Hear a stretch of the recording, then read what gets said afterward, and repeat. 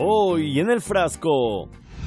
There are over 1.5 million innocent Palestinians that have been displaced in the south of Gaza, in Rafah, right here. Over 600,000 of them are children. Israel comenzó con la temida ofensiva sobre la ciudad de Rafah, donde casi 1,5 millones de personas llegaron buscando refugio y ahora ya no tienen a dónde ir. Es el último rincón de la franja que ha quedado para los palestinos que huyen de los ataques israelíes. De momento, el ejército israelí no ha dado ninguna posibilidad más. Dicen que tienen que moverse de donde está, de Rafah. وين شنطتنا؟ نسيه مية زي الخلق، أنا واحدة من الناس عندي جرثومة معدة مش قادرة تروح مني، مية ملوثة، مريضة 3 أمراض، عندي سكري وضغط وجلطة، وين بدنا نروح؟ Los ataques aéreos israelíes no cesan en el sur de la Franja de Gaza. Los escombros en esta zona del oeste del área de Rafah son las huellas de la destrucción que deja la ofensiva israelí.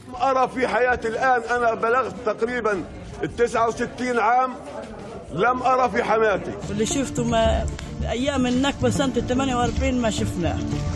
يعني سنة 48 أحسن من النكبة هذه اللي شفناها الحين. اسأل العالم المتحضر كم لجوة لجينا؟ من 48 على الضفة الغربية ومن الضفة الغربية على الأردن. والغزة اللي بخبطوا فيهم الحين هذول كلهم نصهم لاجئين مش أهل البلد. لمتى؟ Hablaremos de esto y mucho más con nuestro invitado del día. El frasco, triturando los engaños del supuesto mundo civilizado. ¿Qué tal? ¿Cómo están? Bienvenidos a un nuevo programa del Frasco Medio Sin Cura. Esta suerte de recipiente donde se dan cita las noticias de la semana, lo que se dice en las redes sociales y lo que supuestamente es la realidad internacional. Pocos días atrás se ha conmemorado un nuevo aniversario de la Nakba o catástrofe palestina, fechada el 15 de mayo de 1948. Para los árabes, el día de la Nakba o día de la catástrofe marca el inicio de lo que supuso la expulsión o huida de sus hogares de gran parte de la población palestina.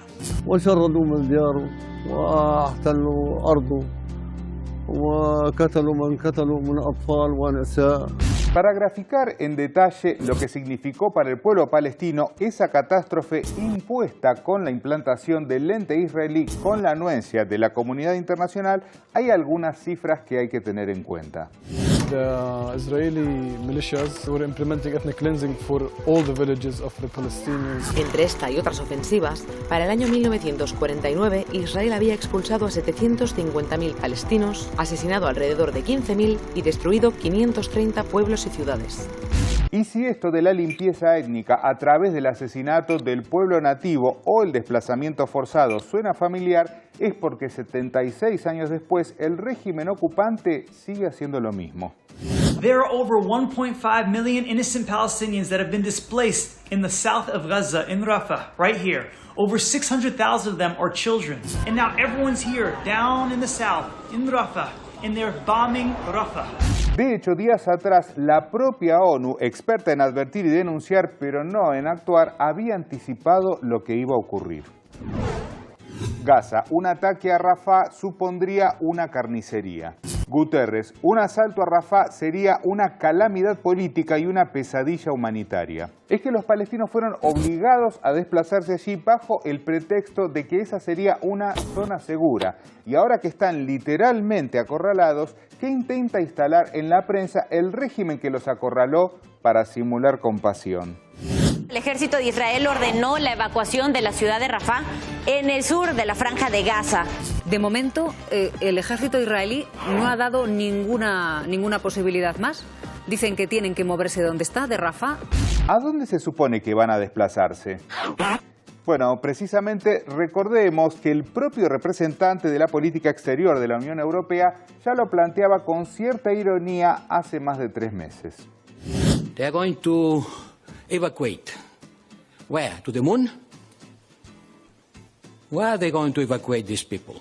Y es que eso de la evacuación de civiles de Rafah es un argumento tan poco verosímil que hasta medios poco sospechosos de ser pro-palestinos, como El País o Voz de América, lo tuvieron que admitir.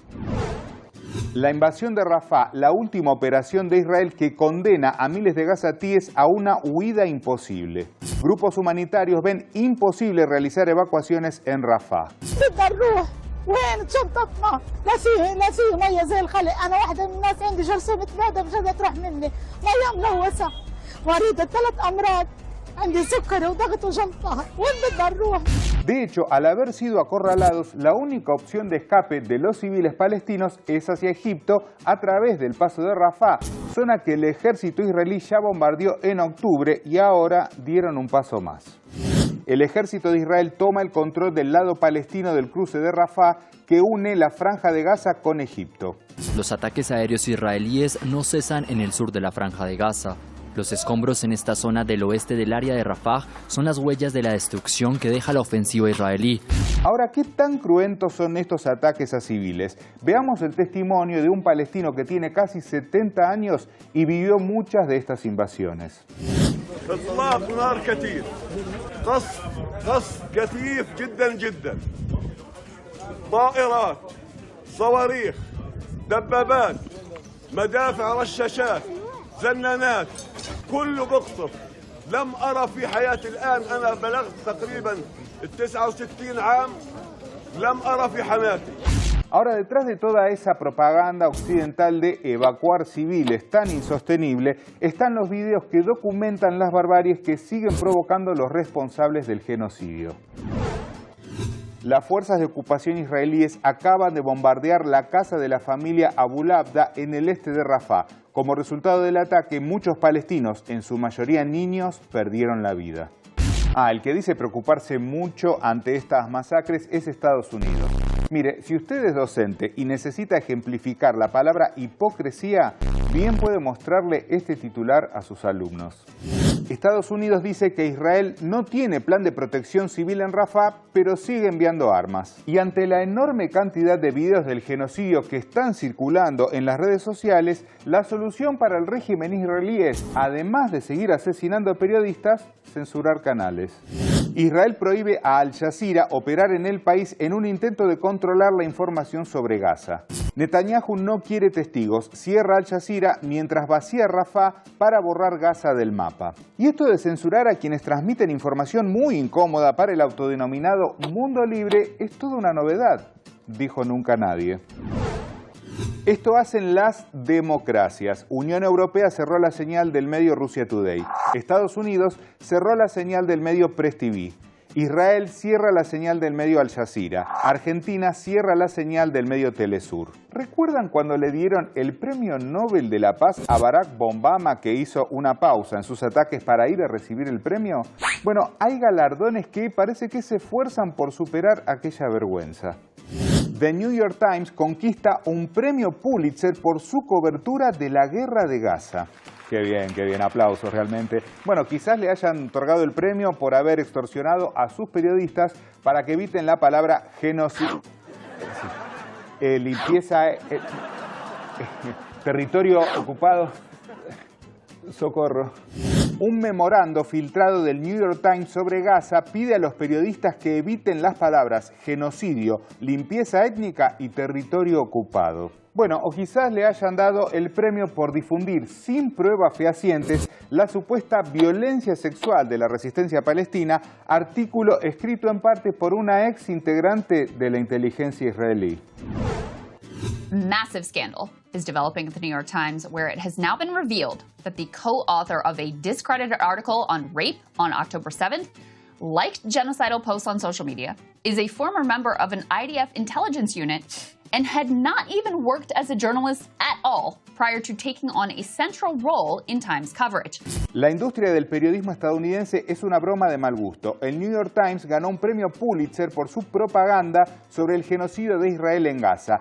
El New York Times contrató a una ex funcionaria de inteligencia israelí que quiere masacrar a Gaza e inventó acusaciones falsas de agresión sexual de Hamas. Pero no es el único medio que actúa como cómplice del genocidio, porque mientras la ONU, la OMS, Médicos Sin Fronteras o la propia Unión Europea rechazaban la invasión a Rafah, el Wall Street Journal titulaba esto: ¿Por qué Israel debe tomar Rafah? ¿Y quiénes son los dueños de los grandes medios de comunicación? Que te mienten alevosamente. Yo hay veces que me agarro los pelos, digo, no puede ser que este hombre esté diciendo eso. No puede ser. Y de los pelos parece que se agarraron los organizadores de Eurovisión ante los nervios que sintieron por el rechazo de parte del público a la representación israelí. Recuerden ese cartel. Una grabación desde el público muestra los abucheos y gritos de Palestina libre ocurridos durante la presentación de la representación israelí. ¿Cómo? Perdón, ¿gritaron Palestina libre desde la tribuna? Netanyahu, haz lo tuyo. Netanyahu anima a la representante de Israel en Eurovisión que enfrenta una repugnante ola de antisemitismo. Y para evitar que esa supuesta repugnante ola no sea retransmitida, los organizadores encontraron una fantástica forma de tapar la realidad.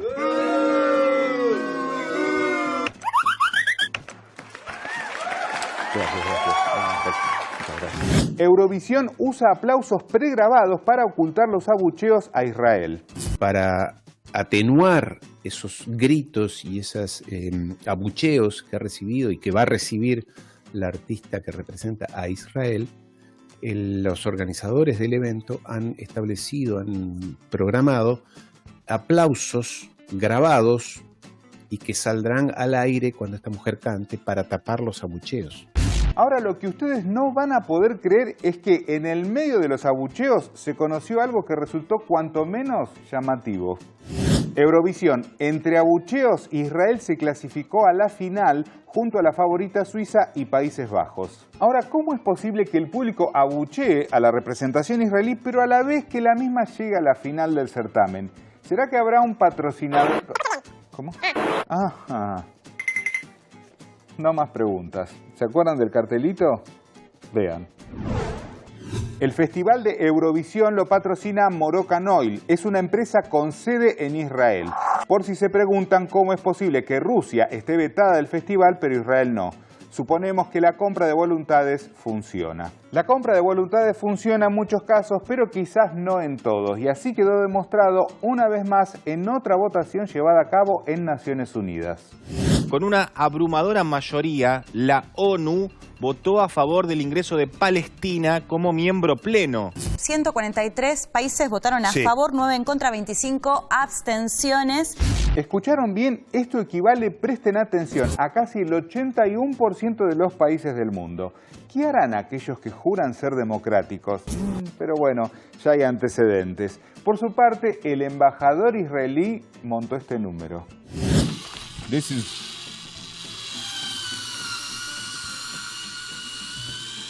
You are shredding the UN Charter with your own hands. Yes, that's what you're doing. Shredding the UN Charter. Shame on you. ¡Qué vergüenza! Y lo dice el representante de Israel, que nunca ha violado una sola resolución. Esta sí, pero... también esta, es verdad, pero... bueno, sí, y la... bueno, pero no sé, no, y tampoco... Sí, también esta... Bueno, pero todo esto igual fue a la trituradora. El único responsable es el Estado de Israel, que sistemáticamente ha incumplido desde la creación del Estado de Israel en 1948 cada una de las resoluciones emanadas por las Naciones Unidas. Ellos que están masacrando en televisión directo dicen que tú y yo deberíamos darnos vergüenza y arrastrarnos frente a él. Arrastrarnos. Mentirosos. Y al respecto de la Nakba, la catástrofe que lleva sufriendo el pueblo palestino desde hace al menos 76 años a mano del régimen invasor, veamos lo siguiente y hablamos con nuestro invitado del día. El ataque, el asedio, el bombardeo y la invasión de Rafah no comenzaron ayer. Mientras conmemoramos el 76º año de la Nakba en curso, las atrocidades que hoy se cometen en Rafah son parte de la larga historia de asesinatos, desposeimiento y desplazamiento del proyecto sionista que comenzó antes de 1948.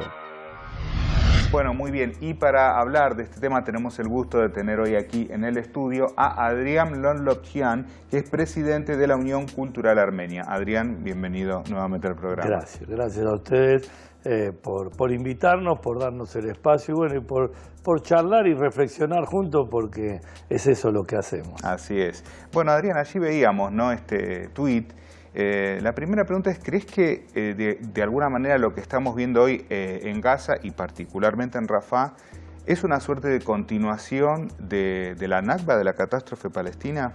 Sí, sí, por supuesto, es una continuación, pero ya uno no sabe si sea a una escala mayor, a una escala, digamos, es la continuación, es un, dicho en el lenguaje que ahora se empezó a manejar un poco más masivamente, es la puesta en práctica de un plan genocida, es decir, es exterminar a un pueblo, exterminarlo, sacarlo de su territorio, si se puede que no haya nadie, y si hay que sea fuera de un territorio que, en este caso, Israel dice que lo heredó, que tiene un papel que dice que el título de propiedad, ¿no?, de un territorio.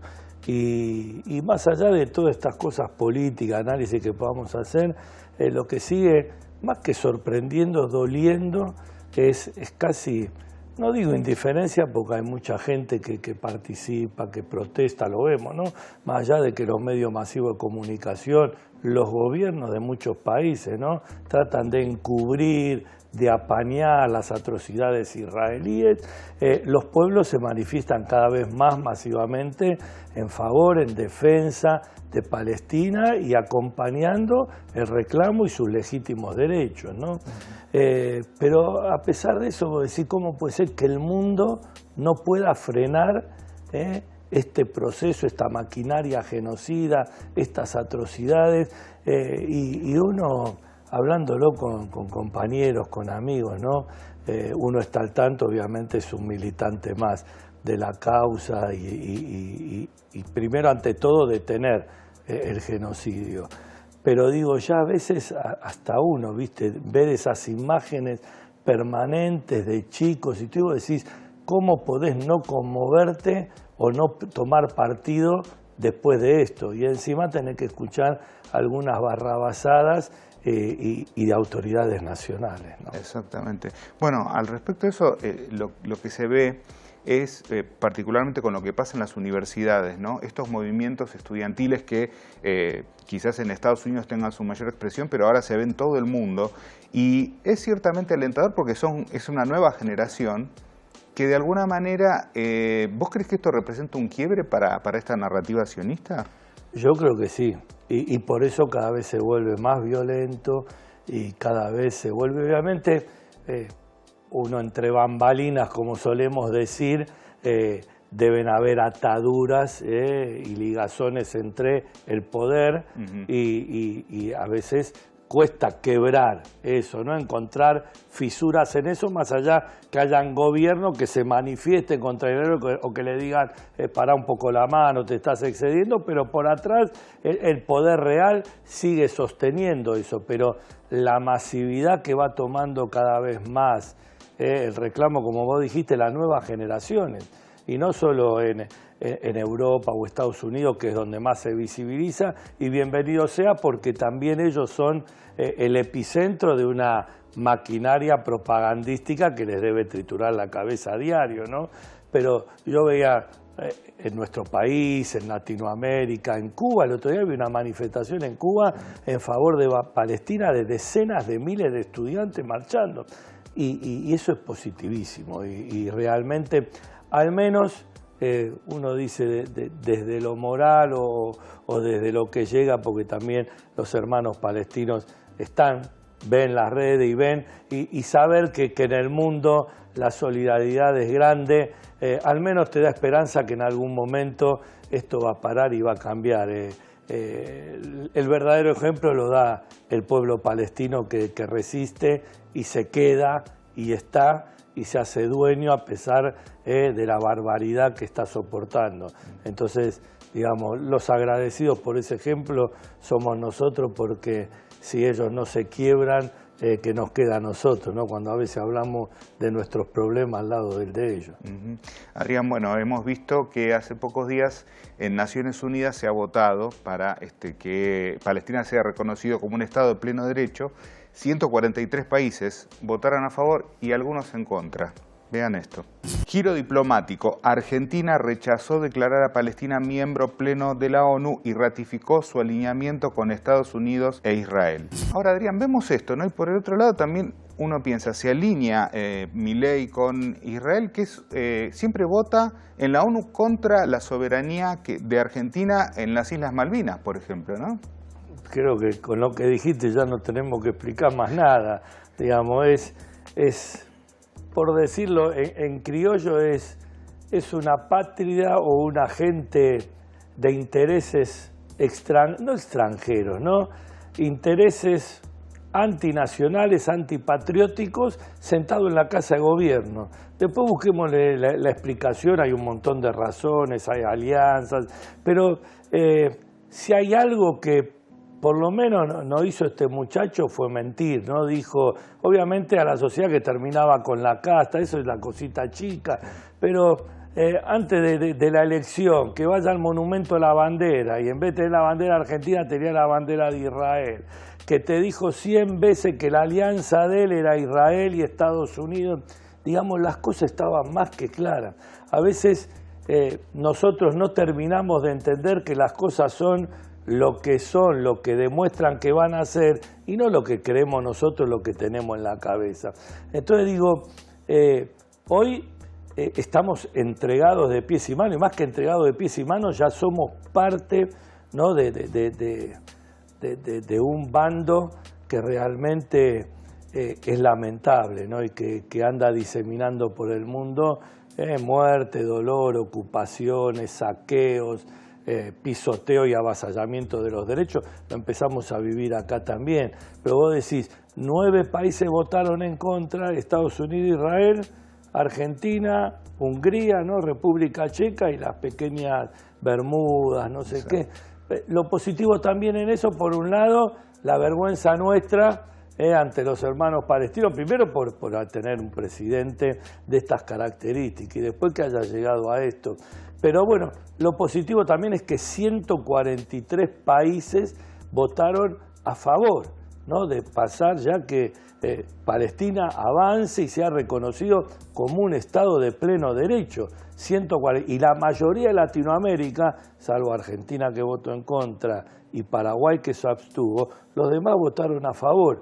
Y eso es positivo. Obviamente esto va a ir de nuevo al Consejo de Seguridad y Estados Unidos lo volverá a vetar como hizo hace un par de meses atrás o semanas atrás. Pero bueno, son todas pequeños movimientos en favor y ayudan obviamente a crear conciencia y a que la solidaridad con el pueblo palestino y con Palestina crezca y se fortalezca y se afiance. Lo que el pueblo palestino hace, por lo menos desde que uno tiene uso de razón, por lo menos desde que uno se interioriza, es que permanece en su territorio y está allí. Y quizás eso es lo que más le duele al ocupante, al invasor, es que no se puede, entre comillas, deshacer del sujeto originario de esa tierra.